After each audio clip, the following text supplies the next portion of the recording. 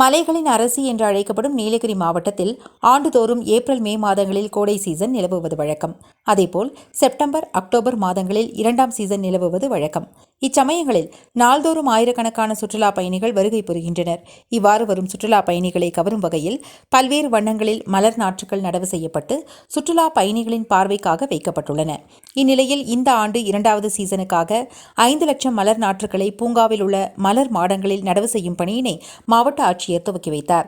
இந்நிலையில் 15,000 மலர் தொட்டிகளில் salvia, daisy, delphinium, dahlia, anthurium, lily உள்ளிட்ட 30 வகையான மலர் ரகங்களை நடவு செய்யும் பணி தீவிரமாக நடைபெற்று வருகிறது.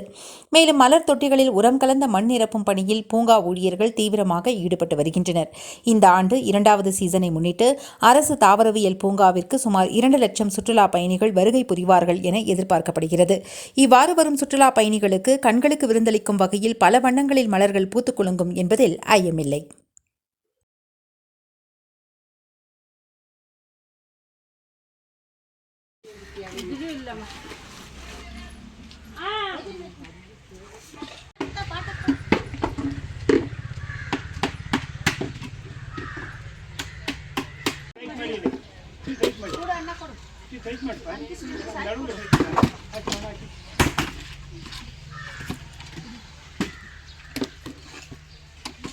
ஞாபகம் இங்க இல்ல